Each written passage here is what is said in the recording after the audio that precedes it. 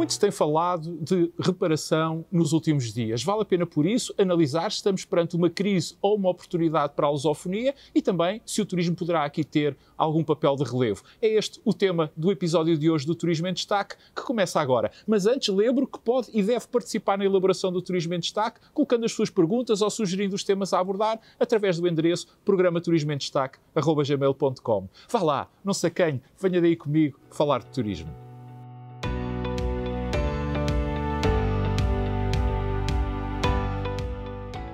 A questão da reparação de Portugal às suas ex-colónias é um tema que indiscutivelmente irrompeu pela agenda mediática, sobretudo nas últimas 2 semanas. Por isso também já muito foi dito acerca do mesmo e até da sua oportunidade. No entanto, eu não posso deixar de começar esta resposta por agradecer a todos quantos me acompanham através do Turismo em Destaque, pela perspicácia que demonstraram, pois, de facto, este é um daqueles temas que tem muito, se calhar tem tudo a ver com o turismo. E por isso, o meu muito obrigado a todos quantos me colocaram perguntas, me enviaram mensagens solicitando que abordasse aqui este tema. Foi para isso que este endereço que está aqui a passar em rodapé foi criado, programaturismoemdestaque@gmail.com. E, portanto, fica à espera dos seus contributos. Já sabe que eles são imprescindíveis e são muito importantes para levarmos por diante este programa de comentário turístico e, portanto, não se esqueça, cá fica à espera para programaturismoemdestaque@gmail.com.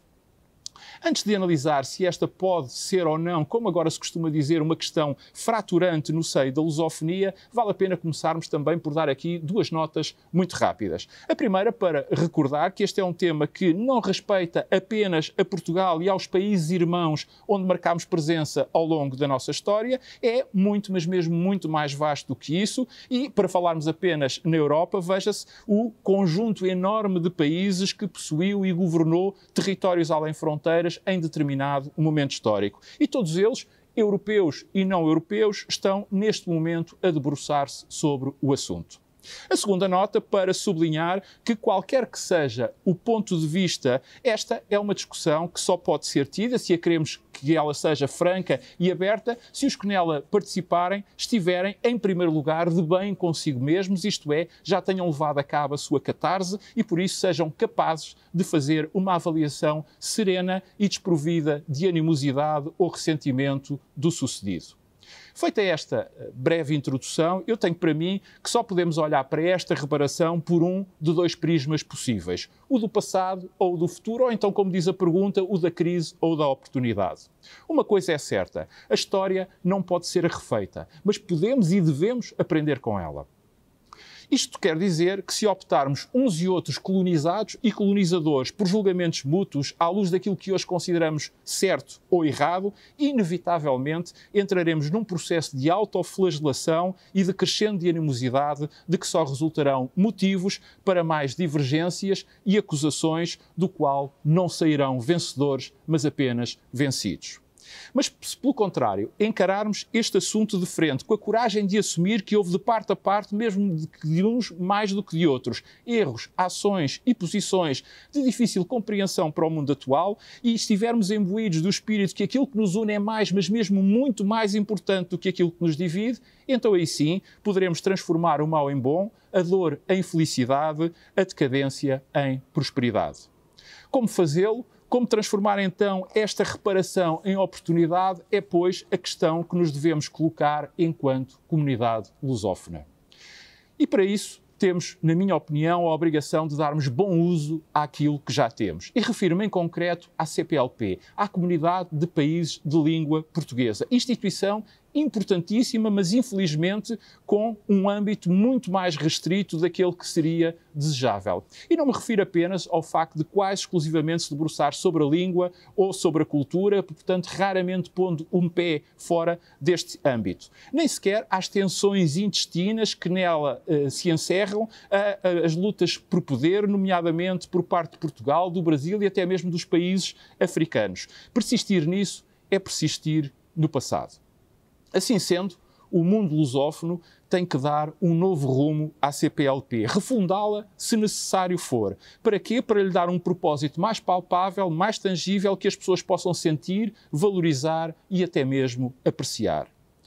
E de que modo é que tal poderá ser feito?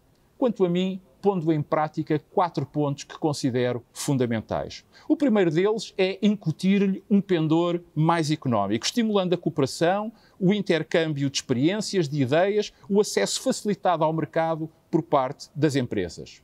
O segundo é promover a mobilidade social, o emprego, a educação, a formação profissional, com o objetivo de melhorar a qualificação e a especialização dos recursos humanos, dando-lhes capacitação e competências que lhes permita melhorar as suas condições de vida, a sua capacidade produtiva, mas igualmente estimular o seu empreendedorismo.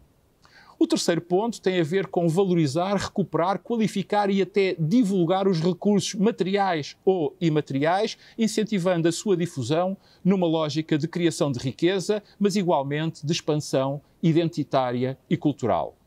E, finalmente, o quarto ponto é apostar fundamentalmente no desenvolvimento recíproco, estimulando o intercâmbio das fórmulas de sucesso, seja de produção, seja de gestão, seja de conservação das melhores práticas de cada país no seio dos demais Estados-membros da própria CPLP, para que todos aprendam com todos, já que também todos certamente podem enriquecer e valorizar os demais com o que de único têm para oferecer. Escusado é dizer que a herança cultural, civilizacional e a língua comum que a todos une seria, como será sempre, a cola, o traço de união que facilitará e possibilitará tudo isto. Mas, como em tudo, as oportunidades têm que ser aproveitadas. Por esse motivo, se a aposta for olhar o futuro, impõe-se aproveitar o momento e criar um grupo de trabalho, ou como se costuma agora designar, uma task force, dentro da própria CPLP, composta por personalidades de reconhecido mérito e independentes da política, com a missão de levar por diante estes 4 grandes objetivos. Em síntese, a reparação da lusofonia pode e deve começar pela reparação da própria CPLP.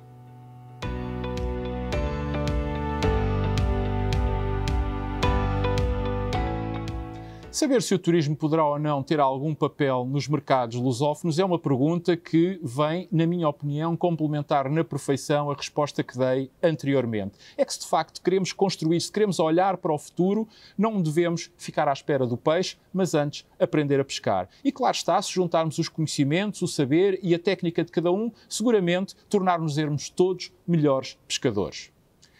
Quem acompanha mais de perto as minhas intervenções e conhece as minhas ideias sabe que há muito do ponto de vista turístico que defendo o mercado lusófono de raiz atlântica. E porquê? Bem, principalmente por 3 grandes razões. A primeira porque é fundamental hoje em dia ter-se e ganhar-se dimensão, tanto interna como externamente. Ora, se atentarmos na evolução demográfica e na evolução económica, a tendência que vemos é que a América do Sul e a África subsaariana serão regiões do planeta que vão estar na linha da frente em ambos estes fatores. Por isso, podem assegurar essa dimensão internamente pelo maior número de consumidores, mas também pelo aumento do poder de compra que se irá registar nas próximas décadas. Mas, igualmente, também isso permitirá que, do ponto de vista externo, essa dimensão seja obtida, possibilitando assim concorrer com as demais áreas do planeta.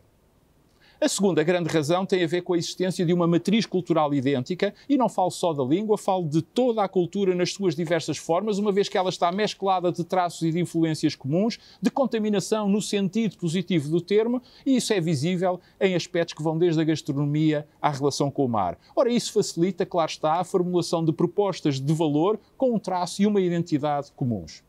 E a terceira grande razão tem a ver com a óbvia, com a mais do que óbvia complementariedade dos produtos, pela herança cultural de que acabo de falar, mas igualmente pela tipologia de recursos naturais. Veja-se, por exemplo, o caso da oferta de sol e mar. Para quem gosta e tem esse produto como grande motivação turística, veja-se o que é poder escolher desde as praias do Índico às da América do Sul, do Algarve às de Cabo Verde ou de São Tomé e Príncipe, do Mar de Timor à costa ocidental de África. O infindável número de propostas aliciantes que, a partir daqui, podem ser disponibilizadas. Portanto, e como se vê, o turismo não só pode, como deve ter um papel incontornável nos mercados lusófonos.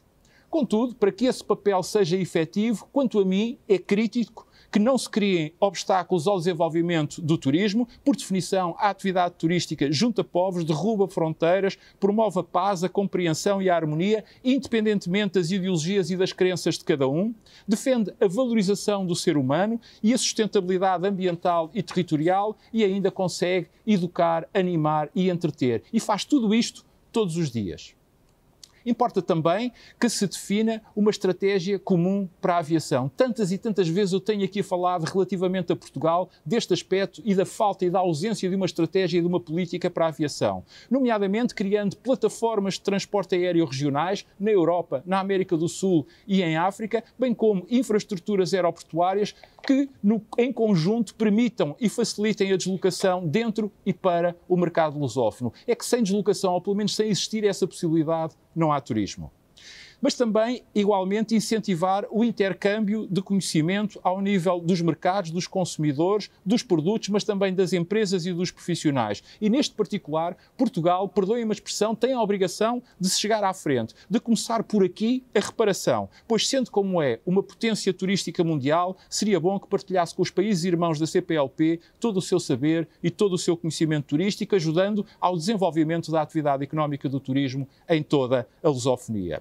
Não é admissível, e para ilustrar aquilo que acabo de dizer, que um país-continente, como é o caso do Brasil, possuidor de uma oferta turística gigantesca em quantidade e em qualidade, anualmente receba cerca de 1/5 dos turistas que Portugal também recebe. E isto acontece desde sempre. Será que nada pode ser feito para alterar este estado de coisas? A pergunta aqui fica no ar. Mas também, igualmente, facilitar e promover o aprofundamento do empreendedorismo e as parcerias empresariais, criando, se necessário, incentivos aos processos de internacionalização empresarial no âmbito da CPLP. Afinal, são as empresas que criam riqueza e que criam emprego. Logo, são elas quem pode melhor transformar o dia-a-dia das pessoas e das comunidades locais. E ainda por cima, como nós sabemos, as do turismo sabem que só o podem fazer de modo sustentável e, por isso também, só assim sabem que se podem ser bem-sucedidas no mercado global. Creio, pois, que o papel do turismo nos mercados lusófonos fica mais do que justificado. Resta é saber o que Portugal e as suas autoridades estão disponíveis para fazer. Perderem-se em discussões estéreis ou dar o exemplo e estimular a reparação da lusofonia com propósito e com vontade de oferecer o seu saber para que outros também possam pescar. Cá nos reencontraremos para a semana. Até lá, saúde, paz. Recordo que pode colocar as perguntas que deseja ver respondidas ou sugerir os temas que gostaria de ver abordados através do endereço programa-turismoemdestaque@gmail.com. E se ainda não o fez, não perca a oportunidade e subscreva gratuitamente o meu canal. Para isso basta carregar no botãozinho preto que diz subscrever aqui mesmo por baixo da minha imagem, para dar a sua opinião, para partilhar ou simplesmente para ver ou rever os meus comentários.